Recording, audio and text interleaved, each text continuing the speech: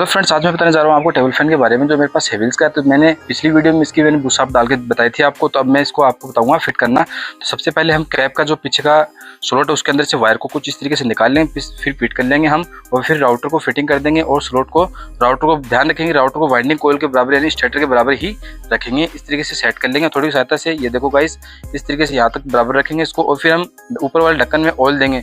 Oil जरूर देंगे, नहीं तो वो साफ अपना वापस से कट जाएगा। तो इस तरीके से सेट कर लेंगे बराबर मात्रा में। अब आप देख सकते हो कि इसमें चाल हो रखा है। ये चाल बंद करने के लिए मार्केट में इस तरह के आपको वाशर मिलेंगे, जो हम कुछ इस तरीके से इसको फिटिंग वापस कर देंगे। ये कुछ इस तरीके से थोड़ी से सेट करके चारों स्क्रू इसके वापस से टाइट कर देंगे। देखो गाइस, इस तरह से फिटिंग होता है।